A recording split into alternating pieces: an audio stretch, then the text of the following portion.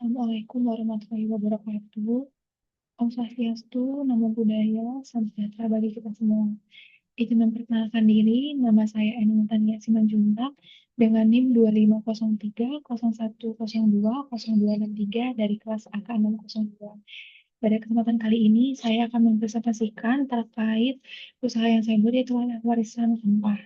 Langsung saja mungkin kita masuk ke dalam latar belakang. Nah, pada kesempatan kali ini, saya ingin menjelaskan terkait asal daerah saya. Nah, sebelum itu, kita tahu bahwa negara Indonesia merupakan negara yang memiliki keanekaragaman hayati seperti rempah-rempah. Nah, salah satu daerah yang memiliki kaya akan rempah-rempah yaitu Kabupaten Karo, Sumatera Utara. Nah, kebetulan itu adalah daerah asal saya. Nah, wilayah dataran tinggi memiliki kondisi tanah yang subur dan iklim yang mendukung. Nah, sehingga rempah yang dihasilkan itu seperti jahe, kunyit, kencur, lengkuas, serai, dan lain-lainnya. Tentunya, rempah-rempah ini memiliki manfaat yang melimpah dan nilai ekonomi yang tinggi. Nah, kekayaan rempah yang dimiliki oleh Kabupaten Karo menjadikan masyarakat di sana memanfaatkan untuk mengolah sebagai bahan baku produk minuman kesehatan. Nah, seiring meningkatnya kesadaran masyarakat di sana itu menjadi peka akan pola hidup yang sehat. Nah, karena banyak masyarakat yang peka akan pola hidup sehat, di sana ini sebagai landasan dalam mendirikan kegiatan usaha di bidang minuman rempah. Nah, salah satu analisis yang dapat digunakan dalam memetakan dan mengevaluasi model bisnis secara komprehensif adalah bisnis model kanvas ataupun BMC.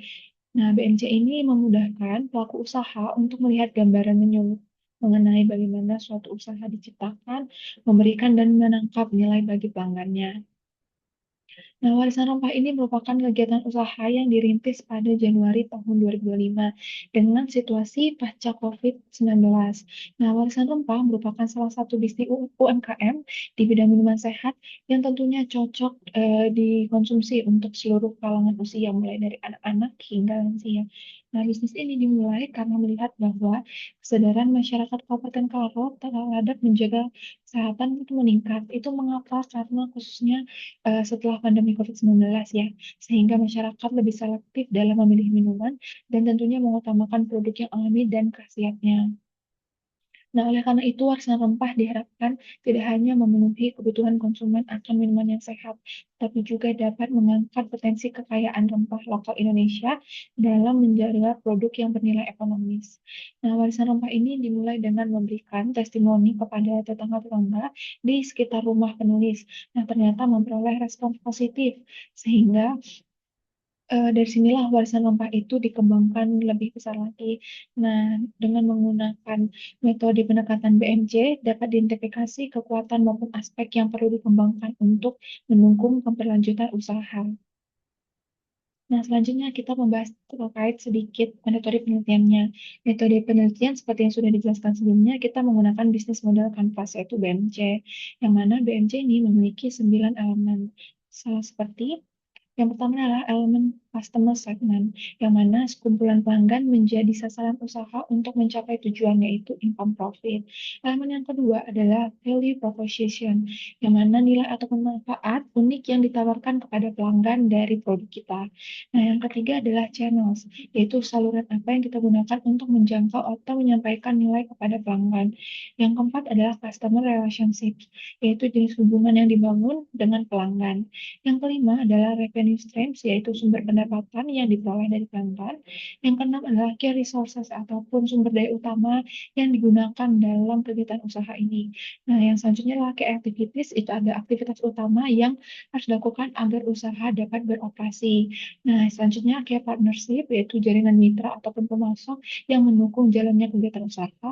Dan yang terakhir yaitu cost structure, yaitu seluruh biaya yang dikeluarkan dalam menjalankan kegiatan usaha ini. Tentunya 9 elemen ini saling berkaitan, sehingga pelaku usaha itu dapat melihat keterkaitan ataupun keterhubungan antar elemen secara visual dan menyeluruh. Selanjutnya kita membahas terkait 9 elemen itu yang dikatakan dalam kegiatan usaha kita. Yang pertama adalah terkait key partners-nya. Nah, pada bagian ini, Warisan Rempah menjalin kerjasama dengan beberapa mitra utama. Yang pertama adalah petani rempah lokal di Kabupaten Karo yang menjadi pemasok bahan utama bagi kegiatan usaha, yaitu seperti jahe, kunyit, serai, dan kayu manis. Nah, yang kedua itu adalah menjaga hubungan baik dengan petani setempat ini sangat krusial karena keberlangsungan pasokan bahan baku sangat bergantung pada petani tersebut sekaligus untuk mendukung perekonomian masyarakat sekitar. Nah, selain petani, Warisan Rempah juga bermitra dengan pasar tradisional setempat sebagai salah satu titik distribusi produk, penyedia kemasan botol dan pouch untuk mendukung proses pengemasan serta mitra jasa pengiriman atau ekspedisi agar produk dapat menjangkau konsumen di luar wilayah Kabupaten Karo. Selanjutnya adalah key activities. Key activities ada 4 aktivitas utama yang dijalankan. Yang pertama adalah produksi minuman rempah, yaitu proses pengolahan bahan baku menjadi produk jadi. Nah, yang kedua adalah kontrol kualitas dan higienitas produk untuk memastikan aroma, warna, kebersihan, hingga kemasan tetap terjaga standarnya.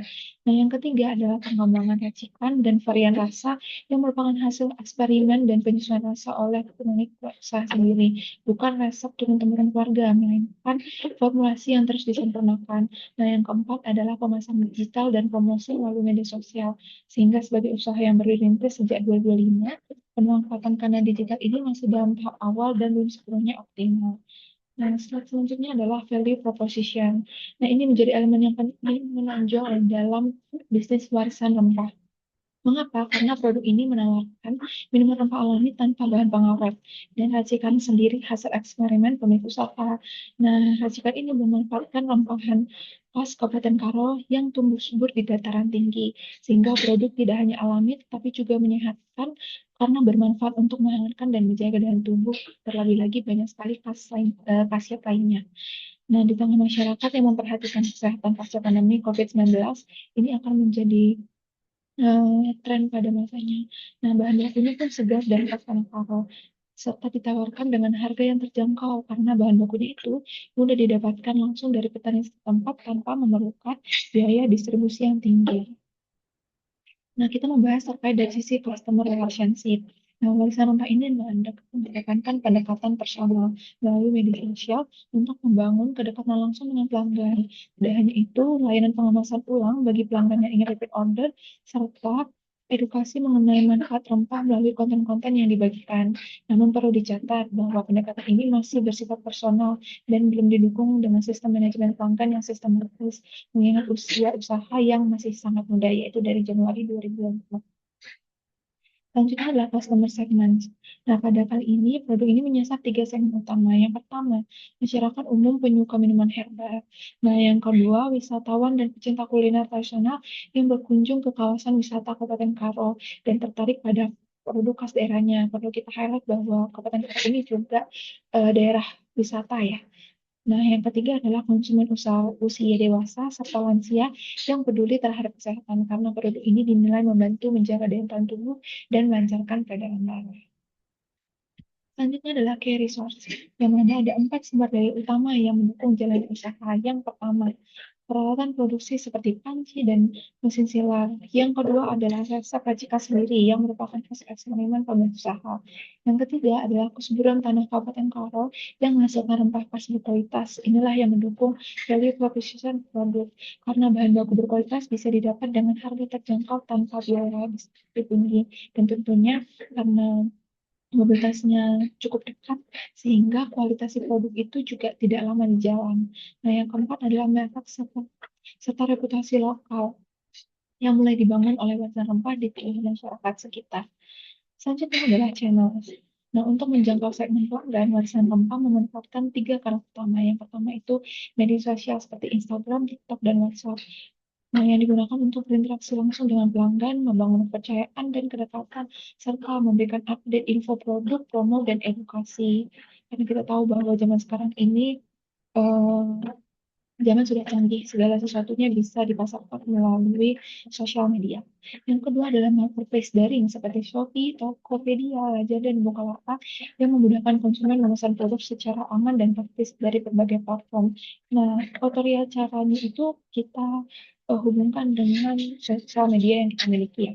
Yang ketiga adalah penjualan langsung di pasar ataupun bazar UMKM. Nah, yang memungkinkan interaksi langsung dengan konsumen sekaligus memperkenalkan produk dan membangun loyalitas pelanggan.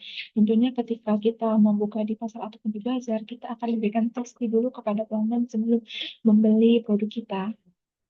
Nah, meski begitu, sebagai usaha yang baru dirintis dari 2025, penerapan kanal dari ini masih sangat awam dan belum sepenuhnya optimal ya.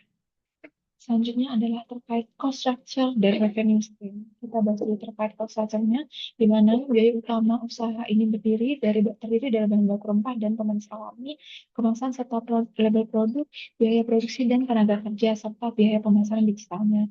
Nah, secara keseluruhan, struktur biaya ini relatif ringan dan didominasi oleh biaya kemasan serta pemasaran, karena biaya bahan baku rempahnya dapat ditekan berkat kesuburan tanah dan kemudahan akses di dalam memperolehnya.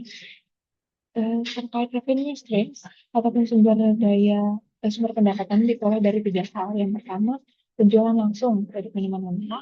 Yang kedua, daring melalui marketplace dan media sosial, serta kerjasama dengan reseller atau agen. Dan namun, proporsi penjualan dari saat ini masih relatif kecil ya dibandingkan dengan potensi berjalan secara langsung. Terlebih lagi dengan kita berjalannya di Kabupaten Karo. Selanjutnya adalah kesimpulan. Nah, kesimpulan pada kegiatan usaha kali ini berdasarkan hasil analisis menggunakan pendekatan bisnis model kanvas dapat disimpulkan bahwa UMKM minuman rempah, warisan rempah yang dirintis di Kabupaten Karo sejak tahun 2005 tentunya memiliki keunggulan pada elemen value proposition berupa produk minuman rempah hasil racikan sendiri yang didukung oleh kesuburan tanah dan kemudahan akses bahan bakunya, sehingga kedua dampak ini tuh mengakibatkan eh, bahan baku minuman ini tuh masih fresh, masih segar gitu, sehingga harga jualnya dapat ditekan dan tetap terjangkau serta hasilnya juga masih sangat bagus ya. Namun demikian, ada hal yang tetap perlu dikembangkan dan arah pengembangannya sebagaimana sih? Sebagai usahawan yang masih baru, perusahaan rempah perlu mengembangkan elemen channels dan customer relationship melalui optimalisasi pemasaran digital serta memperluas kerjasama dengan petani rempah setempat agar modal bisnis yang dijalankan dapat lebih kompetitif dan berkelanjutan.